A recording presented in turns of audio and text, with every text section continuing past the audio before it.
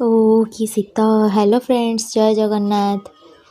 ଏଇଟା ଥିଲା ଶାମ୍ବ ଦଶମୀର ଭିଡ଼ିଓ। ତ ମୁଁ କାଲି ପକେଇ ନଥିଲି ଭିଡ଼ିଓ। ତ ଦେଖନ୍ତୁ, ଏଇଟା ସକାଳୁ ମୁଁ ଉଠିକି ଆସିଲା ବେଳକୁ ଏଠି ମାନେ କେତେ ଜୋରରେ କୁହୁଡ଼ି ପଡ଼ିଛି। ଏଇଟା ଛାତ ଉପରର ଭ୍ୟୁ ଆମର, ଏତେ ଜୋରରେ କୁହୁଡ଼ି ପଡ଼ିଛି ଦେଖନ୍ତୁ। ତାପରେ ଏଇଠି ମୁଁ ଆସିକି ଧୁଆଧୁଇ କରିକି ଏଇଠି ଚିତା ପକେଇଦେଲି, କାରଣ ମୁଁ ସାଙ୍ଗେ ସାଙ୍ଗେ ଧୋଇକି ପକେଇଥିଲି ବୋଲି ଏମିତି ଟିକେ ଦେଖାଯାଉନି ଠିକ୍ସେ। ଆଉ ଏଇଠି ଆମର ସବୁ ବଢ଼ା ହେଇଛି ଯିଏ ଯାହାର ଯେଉଁଟା। ଏଇଥର ଫାର୍ଷ୍ଟ ଟାଇମ୍ ମୋ ପୁଅ ପାଇଁ ବଢ଼ା ହେଇଛି ରସାବଳି ଆଉ ଆରିସା କାକରା। ତା ଜେଜେମା ତା ପାଇଁ ବାଢ଼ିଛନ୍ତି ଆରିସା, ଆଉ ମୁଁ ମୋ ପୁଅ ପାଇଁ କରିଛି ଏଇଟା ରସାବଳି। ତ ଏଇଠି ତାକୁ ସକାଳୁ ଉଠେଇକି ବି ମୁଁ ନେଇ ଆସିଲି, ନିଦରୁ ଉଠିକି ଆସି କେମିତି ହସୁଛି ସିଏ।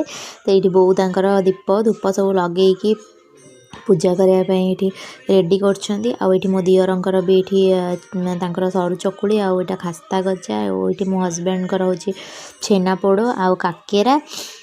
ତ ଏଇଠି ଦୀପ ଝୁଣା ସବୁ ଲଗାଲଗି କରିକି ଏଇଠି ମାନେ ଭୋଗ ବି ଏଇଠି ରଖାହେଇଛି। ଭୋଗ ପାଣି ଛଡ଼ା ହେବ ବୋଲି ଏଇଠି ଆଣିକି ଥାଳି ରଖାହେଇଛି। ଏଇଠି ଯେଉଁ ଆମର କୋଠି କଟା ହେଇଛି, ତ ସେଇଠି ଏଇଠି ପାଣି ଛଡ଼ା ହେଉଛି। ଏବେ ଭୋଗ ଲଗା ହେଉଛି ସୂର୍ଯ୍ୟଙ୍କୁ। ଶାମ୍ବ ଦଶମୀଟା ଆମର ଏଥିପାଇଁ ପାଳନ କରାଯାଏ, ଶାମ୍ବ ହେଉଛନ୍ତି କୃଷ୍ଣଙ୍କର ପୁତ୍ର। କୃଷ୍ଣ ରାଗିକି ତାଙ୍କୁ ଗୋଟେ ମାନେ ଅଭିଶାପ ଦେଇଥିଲେ ଯେ କୁଷ୍ଠ ରୋଗରେ ସିଏ ପୀଡ଼ିତ ହେଇଯାଇଥିଲେ। ତ ତାଙ୍କର ସେଇ ମାନେ କୁଷ୍ଠ ରୋଗଟାକୁ କେମିତି ଭଲ କରାହେବ କହିକି ତାଙ୍କୁ ସୂର୍ଯ୍ୟଙ୍କ ପାଖରେ ମାନେ ଦୁର୍ବାସା ଋଷି ତାଙ୍କୁ କହିଥିଲେ ଯେ, ଆଉ ମାନେ ତାଙ୍କ ତପସ୍ୟା କଲେ କୋଣାର୍କ ମନ୍ଦିର ପାଖରେ ସେଠି ତାଙ୍କର ଭଲ ହେବ ବୋଲି ସେ ଯାଇକି ସେଠି ତପସ୍ୟା କରିବାରୁ ତାପରେ ତାଙ୍କର କୁଷ୍ଠ ରୋଗ ଭଲ ହେଇଥିଲା। ତ ସେଇ ଭଲ ହେବା ସେଇ ଦିନଟିକୁ ଶାମ୍ବ ଦଶମୀ ରୂପରେ ସମସ୍ତେ ପାଳନ କରନ୍ତି। ଆମ ଓଡ଼ିଆ ପର୍ବରେ ସେଇଟା ଅଛି।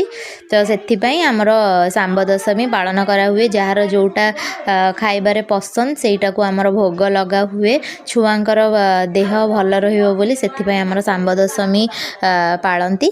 ତାପରେ ଏଇଠି ଦୀପ ଧୂପ ସବୁ ଏଇଠି ବନ୍ଦା ହେଲା। ତାପରେ ଏଇଠି ଆମେ ପ୍ରଣାମ କରିକିନା ଗଲୁ।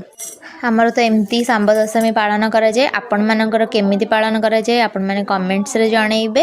ଜୟ ଜଗନ୍ନାଥ।